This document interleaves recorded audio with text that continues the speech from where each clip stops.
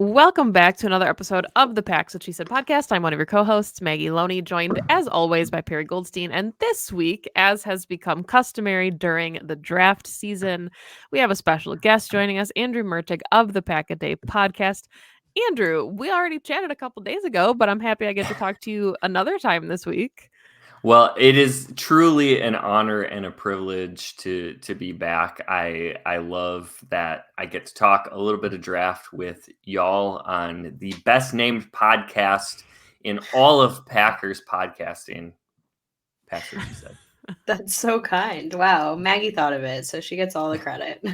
Yeah, Patrick Taylor liked it, and then he left the Packers. So I think what we've learned is that we shouldn't shouldn't bring players on that we're hoping to keep long term in Green Bay. But yeah, wanted to get your thoughts. I know every year you put out your own big board, which cannot even begin to think about how much effort that takes.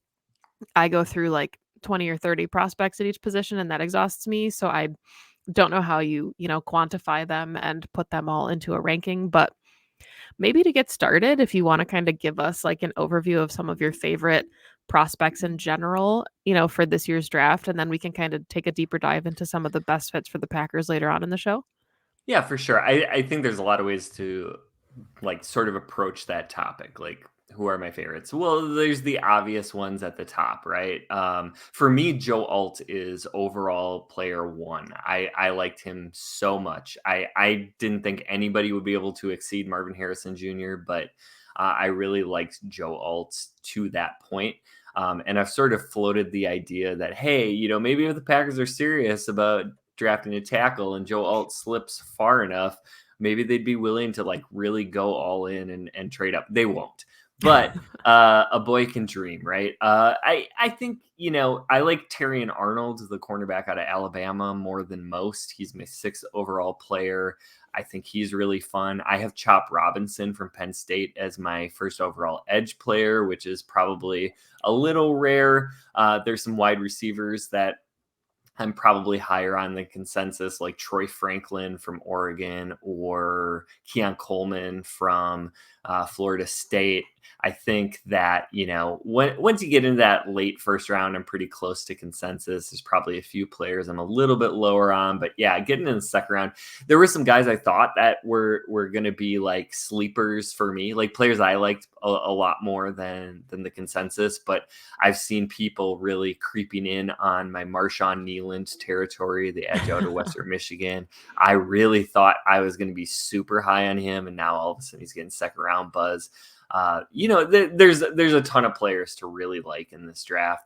I am a little bit closer to consensus than I think I normally am, and so I don't know. That's a good place to be. That's very interesting. I feel like the draft is like a week or two too long, and so people kind of like come like full circle. Like you get like, okay, like the big board, like the way it should be, and then everyone like spends some time, and then you kind of start getting your hot takes because like you can't talk about the same things for like too long, and people start to go like haywire, and then the few days leading up to the draft, everyone kind of like evens itself back out. I hope so. So yesterday, if you had asked me, because I saw all the tweets of people saying like, oh, they just need to push the draft up 2 weeks. And I was like, yeah, but then there's that really, really long dead zone everybody forgets about after the draft. And it's so boring. But after today, I don't think they need to, because like the draft discussion is, like I said, there's this cycle and it's so funny. And like, then what would we talk about while we wait for everyone to, report to camp? Nothing. Yeah, I normally would agree, but then I saw what happened on Twitter today, and it's just turning into a toxic waste dump of hot takes and as it people does. being really upset about weird things. So yeah, I mean, move it up, don't move it up. I guess I just need to log off social media. See, so I'm glad you mentioned some players that, were like consensus higher up, because I had 2 going into like the draft cycle. I don't know, maybe late January, early February, that I had circled, and they were Darius Robinson out of Missouri, and then Dominic Pooney. And I was like, those are two Packers if I've ever seen two Packers. And then all of a sudden now they're like ascending the big boards and everybody's like, oh, these are such Packers fits. And I'm like, dang, I thought that was gonna be like I thought that was gonna be, something that I got to call my shot on. And clearly no, they're Packer fits like through and through. So do you have any prospects that you have looked at? And because I think sometimes we know, right? Like we can watch enough Packers football to identify whether it's, the high athletic score and the freaky traits that a player has, but we can typically look at a player and say, yeah, I don't think they're a Green Bay fit, or oh yeah, that's meant to be a Packer. I for sure. I am not the person who is going to get into the Packers. Oh, I don't even want to use this word after today, but thresholds. I am almost always wrong, right? Because I don't pay attention to that. I look at players more holistically, league wide. So I'm sure someone will correct me if I get this wrong, but that's fine. That's what I'm here for. I think defensive lineman Michael Hall Jr. out of Ohio State is a really fun guy that's kind of off the radar. Probably more like a second round pick, maybe sneaks into the third. I think he's got a lot of fun upside. Like he is as explosive as those top two guys. That everybody sort of thinks are going to go in the first round. On the defensive line, but I think Michael Hall, maybe just the production wasn't necessarily there in Ohio State because of his usage, and he could be a sneaky pick in the second round. One of those, like the Packers take a second round defensive lineman who didn't have a lot of college production. Everybody's losing their mind sort of players. I think Peyton Wilson, the linebacker out of NC State, like total Packers kind of player. It's just like, is he going to clear the medicals? And no one knows that. So, he's a guy that if the Packers picked him at 25, wouldn't be super shocked. If he falls into the third round, wouldn't be super shocked. Like it all just depends on if he can get cleared. And the Packers medical staff tends to be very conservative when it comes to that. But yeah, like toolsy, really high upside kind of guy. He is older, so maybe doesn't perfectly fit the Packers metrics. I really like Trey Benson, the running back out of Florida State. If the Packers are going to take a swing at a running back like late 2, early 3, he's the guy that I would be really on board with, and I think really fits what they're looking for. Yeah. I like all of those names, so I would be fully on board with it. I know that Michael Hall could come in for a top 30 visit. Not sure. It seems like they're focusing on defense, which Perry and I talked. It seems like they always are focused on defense, Yeah. but the top 30 visits have been kind of telling, especially in the Gutekunst tenure, where if they bring them in, it's kind of an indication that they're really interested.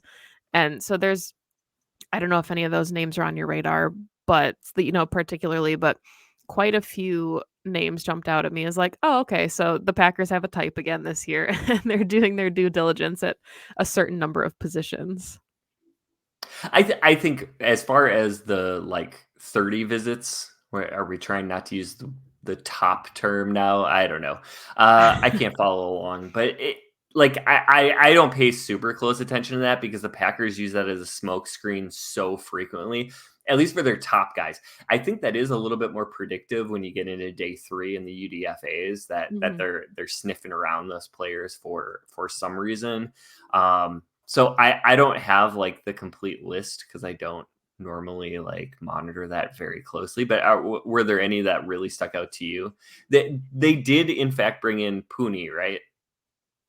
If they did, I think that was recent. Oh, I didn't see that him either, but I was going to say, I think sometimes the 30 visits can be a bit of a smokescreen just because like you never know what team, also like other teams are probably looking to see like who visited where, and it always gets announced. And so, if who's picking before or after the Packers is like, well, he went in there. So it can be a bit of like a strategic tool. So you never know. I'm really personally conflicted on the first round this year. And we say that every year, right? But like, I think last year we maybe didn't expect it to be Lucas Van Ness, but we all were like, Yeah, that's like a very Packers pick. Like that made a ton of sense. So it wasn't shocking, even if it wasn't necessarily what, the national media was mocking at the time. So is there, I guess, let's do it this way. Who would be your ideal pick if you're the GM? And then who do you think is most closely the Packers pick on draft night? Well, I do have to say one thing. If we're gonna bring Lucas Van Ness up, I was on your show shortly after the draft last year, like losing my mind that they took Lucas Van Ness, and the whole context behind that was I just thought like Jordan Love going into that really make or break season, not having the weapons that he needed was going to be a humongous problem. And Perry was talking me off the cliff because you were like Jaden Reed, like really good. I think he's gonna be really good. They're doing their job, and like who was right there, of course. So they took why am I the offensive draft weapons after the first round? So I don't know. I forgot what your question is now, Maggie, because I was in apology mode. Thank you so much. Who you think the Packers will pick in the first round, and then your ideal pick for them if they differ. Oof. Yeah, the whole like we Not have counting no Joe idea. Alt. Not counting Joe Alt. It's so apparent this year, and I do mock drafts, maybe like once a day or once every other day now that like my board is done, and I cannot decide what to do here because some days I'm like, ooh, trading up seems really appealing. Like you could grab a really great defensive player because so many offensive players are going to go top 10, top 15, and somebody's going to slide and you can invest your capital that way. Sometimes I'm like, ooh, trading down, like there's a lot of really good players in the top 100 of this draft, and getting another pick sounds really appealing. And then I listened to Andy on the Pack a Day podcast with his 7 situations, and he's talking about trading out of the first completely and acquiring a 2025 first round pick from a team that might be bad like Denver. And I'm like, ooh, that sounds really appealing. So I've really twisted myself up here. I think you could probably list 15 players, and I wouldn't be surprised if they got picked at 25. I think the Packers could also, trade up to 16. I think they could trade down and into the second round and, accumulate even more day 2 capital. For me, I don't know. I think, Cooper DeJean is somebody who is now intriguing to me after being wildly resistant to him through most of this draft process. And I really like Cooper DeJean. I just thought he was a terrible fit at cornerback for the Packers. And now I'm really getting around. I went back and looked at him and I was like, can this guy really play safety? And the idea of him as a free safety-ish, however the Packers, I don't know what Jeff Hafley is going to do, but if they want to play a little bit more split safeties, he's a really secure tackler. He's got really good instincts. I think early downs, he can be a more like versatile, modern-ish safety. And on third down, he could be a tight end eraser. And I'm really loving that idea. Now, does he get to 25? None of us know at this point, right? Like the Eagles are tied to him and they pick before the Packers. There's several other surprise teams that could scoop him up before. If I had to make a bet, I would bet very, very little money. But Cooper DeJean is probably my favorite at this point. I don't know if I've ever been this like ambivalent. Yeah. That's a good word. Yeah. Like I'm just kind of like I do not have a draft crush. I do not have a sense of what the Packers are going to do. Like to your point, Maggie, like the LVN pick last season was just so Packers. Like it was easy to get behind because it was like, well, that makes absolutely perfect sense for them. Like I don't know if there's really a player in this draft that I feel any particular way about in the first round. The one time I got excited was when Andy Herman was like, well, and I think to your point, Andrew, is like if there's a run on offensive players and you start to get into the teens, right, for defensive players, and the Packers could trade up to take someone like a Terry and Arnold, It's probably like the Oh. only player I would get like super amped for in the first round, but that feels like a little bit of a pipe dream. I wouldn't mind if they traded out. I just feel like there's a lot of really good value outside of the first round. And for what their biggest needs are, it doesn't feel like they need to take anyone in the first round. And I don't know, like I don't think they're not going to safety, linebacker, offensive lineman. I mean, there were great offensive linemen in this draft. And if one falls to them in the first round, wonderful. But the value that the Packers historically find at offensive line is not in the first round. And I do not, and I feel supremely confident they're going to leave this draft with like 2 or 3 offensive linemen. And if it's in the 3rd, 4th, 5th, 6th round, that's again like very on brand for them. So, I mean, Andrew, you're like, yeah, trade out and get a 2025 pick. I'm like, that might be my favorite option all of a sudden. I haven't heard that one yet.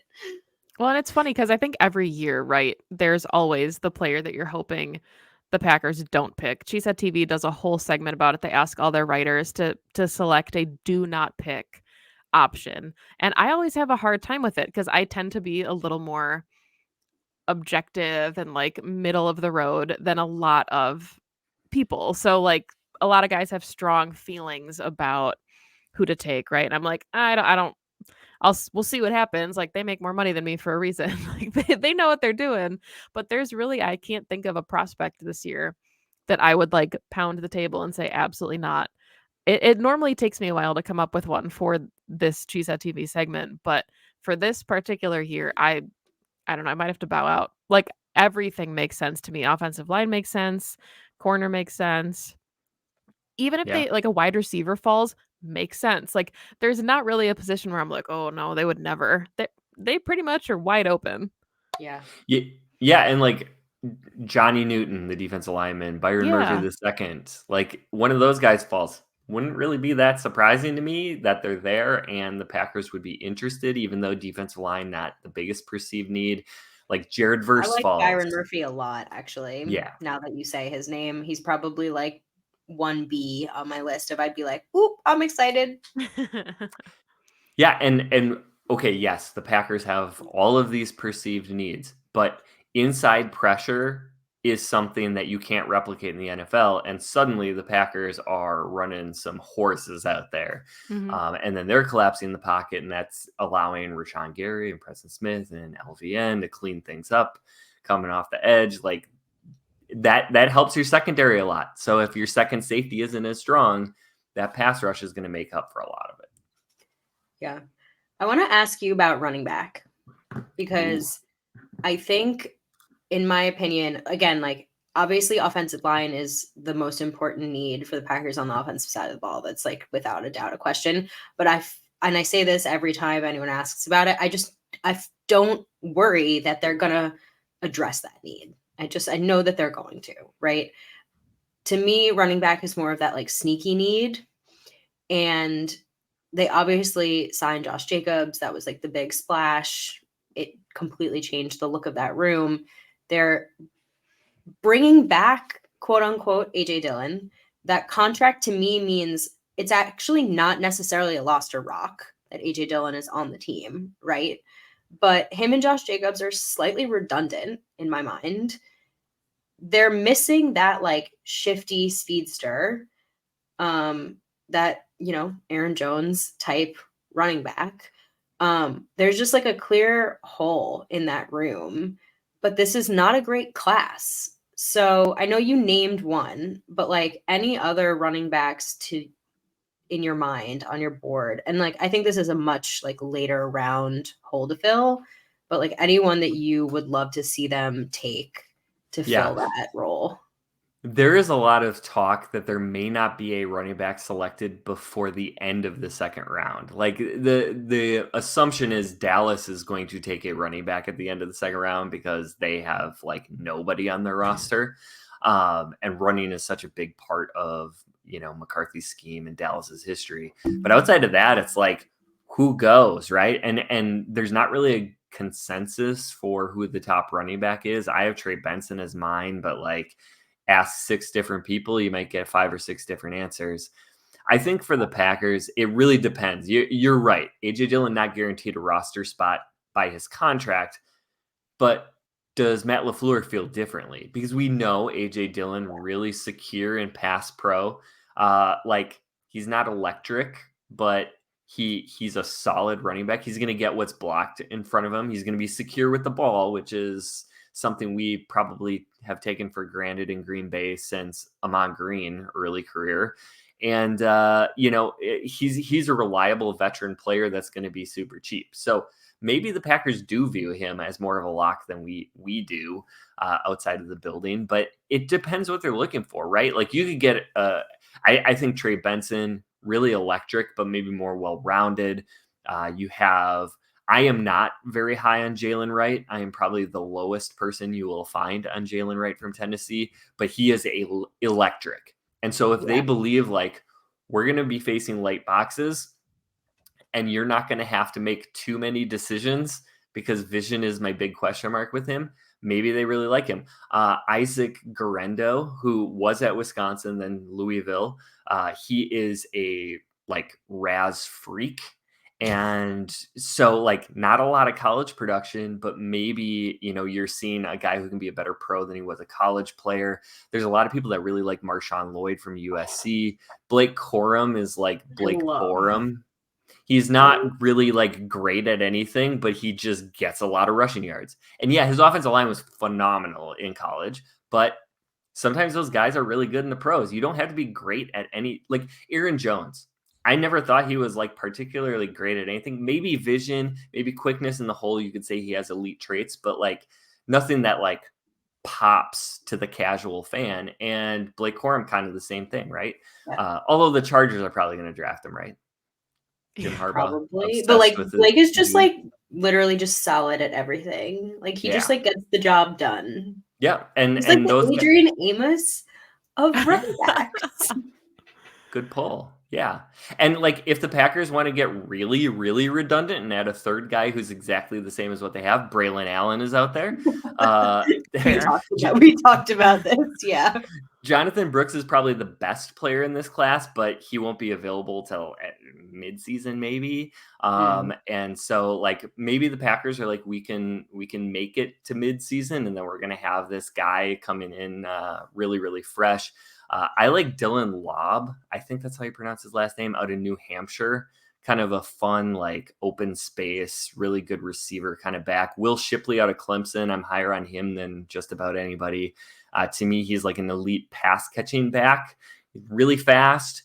Maybe not like the best true running back, but if the Packers are like, well, we already have Josh Jacobs and we just want a third round guy, I think he's really fun.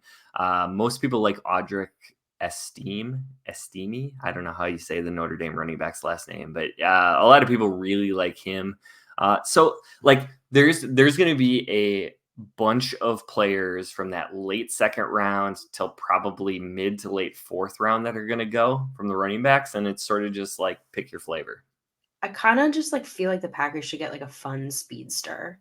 Like that's just like what they don't have. I mean, obviously like, Jayden Reed is more of that, and like we've seen Matt LaFleur like kind of use him a little bit in the run game in like those fun creative ways, but like I'd rather them use Jayden Reed as like who he is, which is wide receiver, and get an actual running back like as that kind of like counterpart version in the backfield.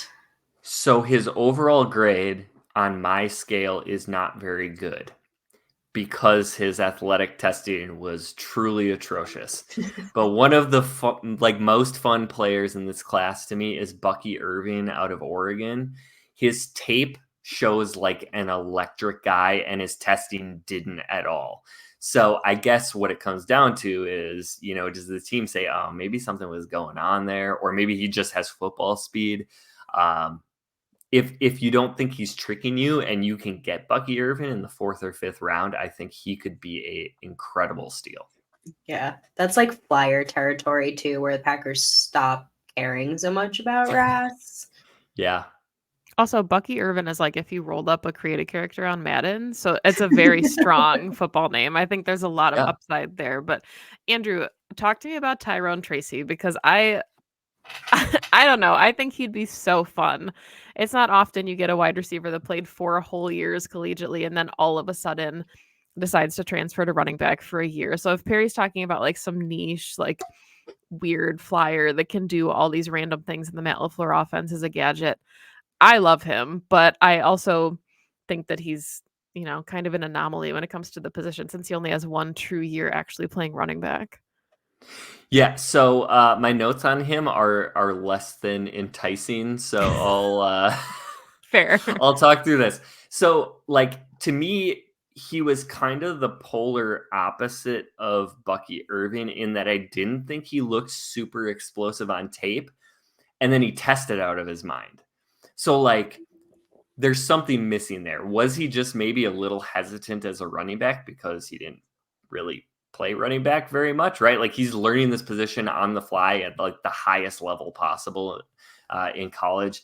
To me, like as a running back, he's the definition of a player who's going to get what is blocked for him +1, which is not bad. Like if he's a mid-round guy, like you don't want to take that guy in the first round, but like that's a skill, right? Just number one, getting what's blocked for you will keep you in the NFL.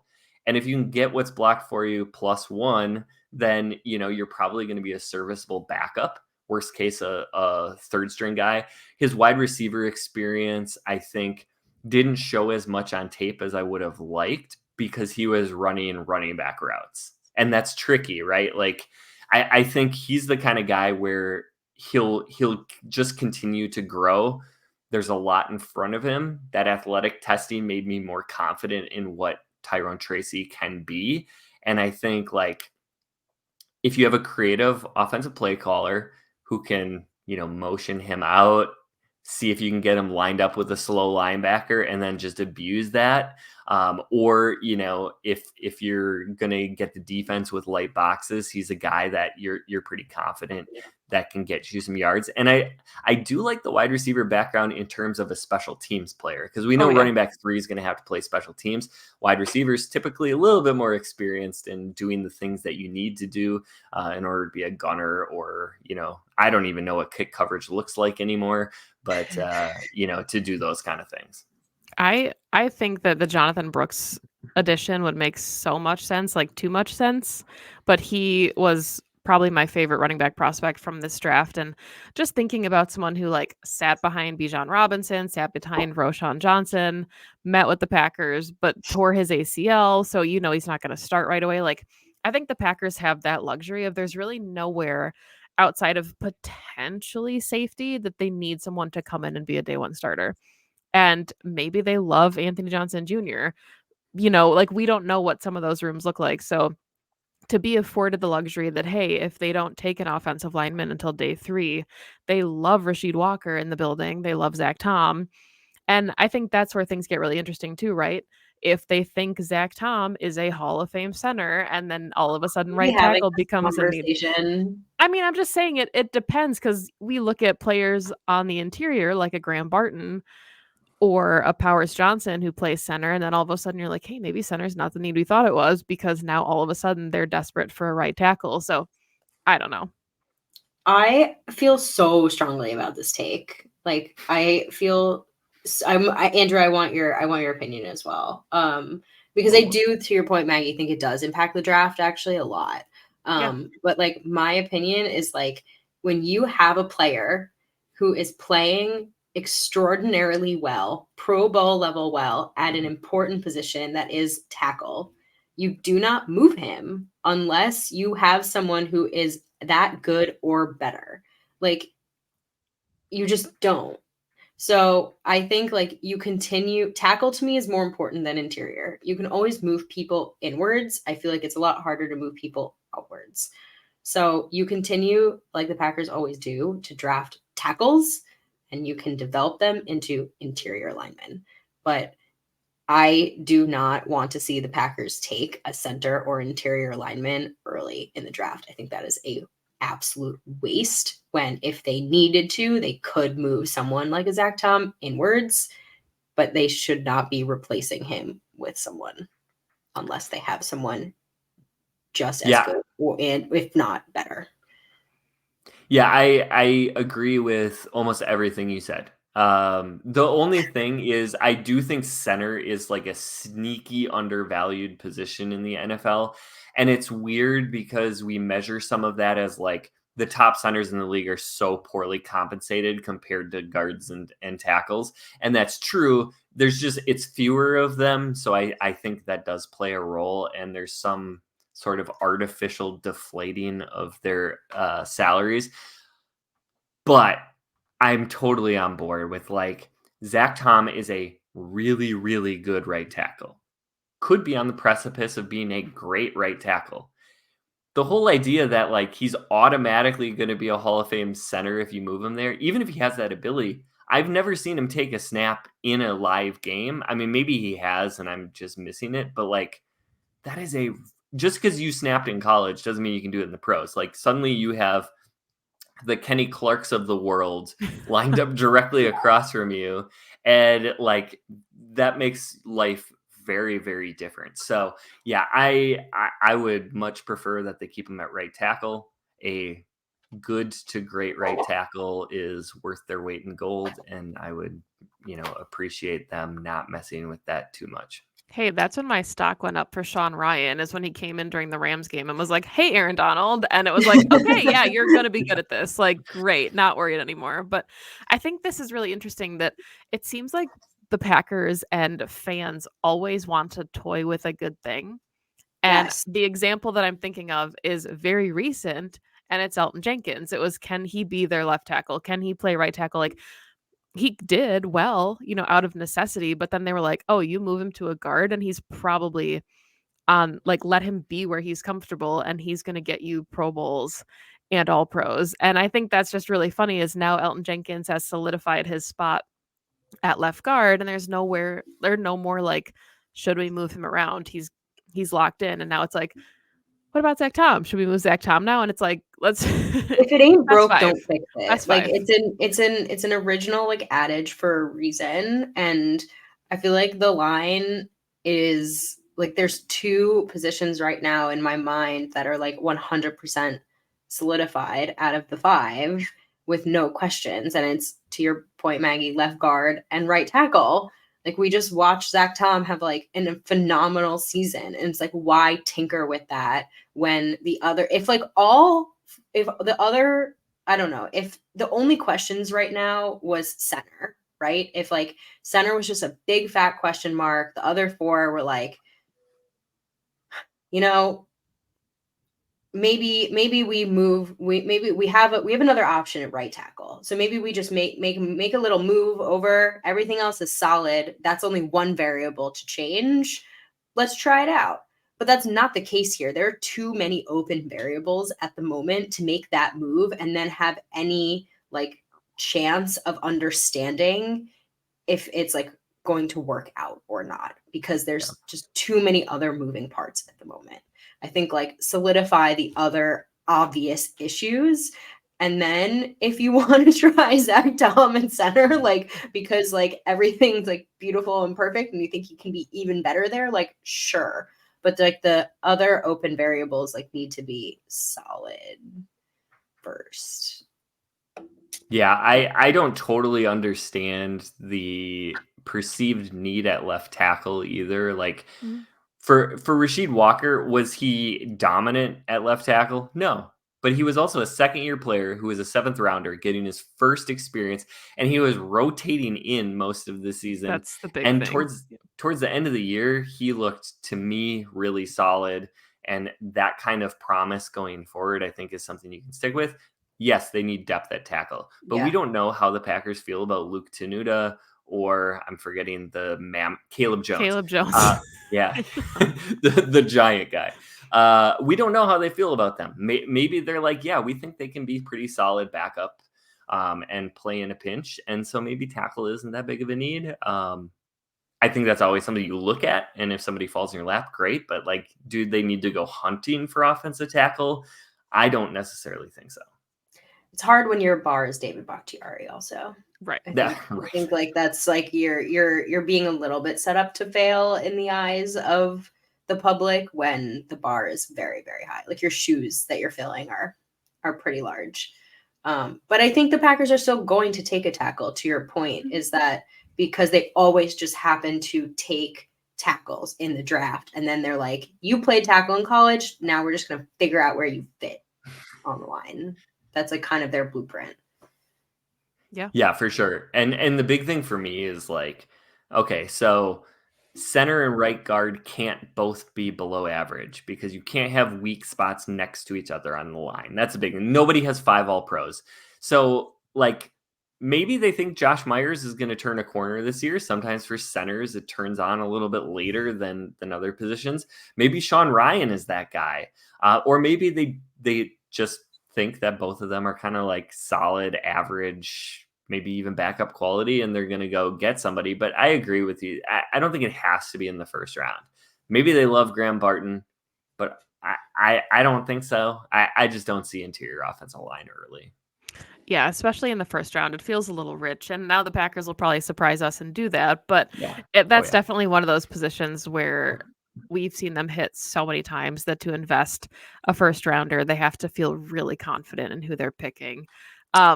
Since we're on the subject. Yes, go ahead. All right. We got to ask because he's been such a topic of conversation. And I feel like every time we talk about the draft, we got to talk about Amarius Mims because he's so controversial and everyone has such a strong opinion about him. So give it to us, Andrew. What is your opinion on the 6'8", 340-pound athletic freak who has barely played? Kind of sweet and spicy, Amarius Mims. I like barbecue sauce. I love Amarius Mims. He is my 14th overall player in this draft. Like, sign me up. Like, he is what would happen if you built a left tackle in a lab. Like, I know he's too tall. He weighs too much. Like, this dude is giant and he moves like much smaller players. And so, like, I think, you love size, you love his length, you love his movement skills. He's got great strength. He is just really raw. And that's because he didn't get to take that many snaps. So as a result, sometimes his feet get out of sync. I think he gets like too wide in his base. His hand placement can be a little like, I wrote down the term jabby. Like he'll try to reach out and like stab somebody instead of latch on. He can get off balance at times. But like you get him with a good O-line coach, and Green Bay has been notoriously good for offensive line coaching. I think you're talking about like a potential all-pro guy who can just like swallow up small pass rushers, and he's got enough movement skills to stick with him. Nobody is going to bull rush this guy. So once he gets the footwork stuff figured out, like I think you throw him on an island and you just have an amazingly good player for 8 to 10 years. Okay, can I play devil's advocate really quick? You sure Going can. back to our last conversation, Mims has only played right tackle his entire collegiate career. Could he kick left side? Sure, I'm sure he could. But if he's there, somebody that's allowed no sacks, no pressures, no quarterback hits in his last 3 seasons, right tackle, then do you feel more comfortable with them experimenting with Zach Tom? Like, I'm just saying, like, where's your competition then? If you draft Mims, who are you planning on moving? Are you kicking out Rasheed Walker or are you kicking out Zach Tom? Because Rasheed Walker, to me, is pretty much only a tackle, whereas Zach Tom gives you the versatility that he has other options to be, because he is unequivocally one of your best 5. But then you got to move him. Are you asking me this question or anyone can answer? I think I don't know. I mean, I think you bring Mims is a developmental prospect, right? Yeah. You're not planning on playing him this season. So I don't know if you really need to make that decision like right this moment. I think you bring Mims into the building and you figure out what his best situation is, like what you're going to develop him into. Yeah, exactly. I would say the plan is he's going to be your backup tackle this year, and unless, nobody can get around him at all in training camp and preseason, then okay, cool. We have the awful problem of having 3 tackles we feel like can play, and Yeah. then you probably do have to move Zach Tom, but like, does it have to be center? He could play right guard as well. I think, that's a good question. Hear Yeah. me out. Caleb Jones on the left side and Amarius Mims on the right Brick side, wall. and Prosper. Yeah, well, and you could throw one of them in as a sub package tight end and then just run to that side. Yeah. Get if you drafted like Bucky Irvin, nobody would be able to see him behind the offensive line. So Guys, is Matt LaFleur listening? Hopefully he likes the name of the My show. my other thought to your point, Andrew, about his size and everything is like, okay, because I was talking to my dad about this. My dad was like, yeah, but the Packers will never draft him because he's completely outside the threshold. And I'm like, well, Brian has been, we're on a first name basis. Brian Gutekunst has been known in the past few seasons to stray a little bit outside of those thresholds. And to me, like, to get somebody like Mims, who's as athletically freaky, just like so unique, you just do not find guys with those measurements very often. And I feel like the first round is for taking those types of individuals, right? And figuring out, getting them in your building and figuring out like how do we mold them into the kind of player we want them to be. It's about projection. I don't think it necessarily matters how much he's played. LVN didn't start, right? And that was like a knock against him, and he's about to be a starter. It clearly doesn't matter. The other thing I was thinking too is like that was the knock against David Bakhtiari, wasn't it? When he was coming out, his arms were too short. Everyone was like, he can't be a starting left tackle. His arms are too short. Well, illustrious career later, if not for an ACL tear, probably a gold jacket career later. I don't think anybody gives a shit anymore how long David Bakhtiari's arms are. So right. I think you also take some of those things with a little bit of a grain of salt, and you like look. Yes, they're important, right? You obviously have to look at somebody's measurements, but you look at it a little bit as like a holistic picture. And somebody like Mims, in terms of his just like big picture, what he could potentially be, like that upside, I think it's hard. I don't know, it'd be hard to pass up. Yeah, I'm not going to rail back against the like threshold conversation as hard as some people do. I think it's useful data, right? Yeah. But Yeah. just because something hasn't been done doesn't mean it won't in the future. And so one of the things that I'm constantly trying to remind people is we only have 6 years of draft class information on Brian Gutekunst's like thresholds or his preferences, styles, and some of that has been an exception to the Packers' historic ways. So, do we know that he's going to do something just because Ted Thompson did it, just because Ron Wolf did it? Like, I don't automatically draw those assumptions. And Amarius Mims is such a freak athlete. Like, is the reason the Packers shy away from guys that are that heavy because they're typically not good movers, but Amarius Mims is a good mover? Like, and then maybe that like size threshold doesn't really matter at the end of the day. Exactly. So I think you have to look at every player kind of individually, and then you use that as one data point. But if we're trying to be predictive about it, I think Amarius Mims kind of goes into like we don't know bucket. Yeah. That's why I bring him up, because I think he's such a fun like example for the conversation around like the Packers draft tendencies and what they like to do and what they could do. And also like the way Brian, to your point, has a little bit strayed, because he's somewhere in the realm, but he kind of has his own like flavor and style. Because like to your point, like he took his first pick ever was Jair Alexander, and everyone was like, no way, Jair's too small. He will never take him. And then he did it anyway in like this crazy trade back, trade up situation. And everyone's like, all right, well, we're in a new era. Maybe we have to like rethink the way they do things now. I feel like what I'm hearing, honestly, is that if the Packers don't take Amarius Mims in the first round, Andrew Mertig is going to print out a screenshot of this YouTube video and eat it.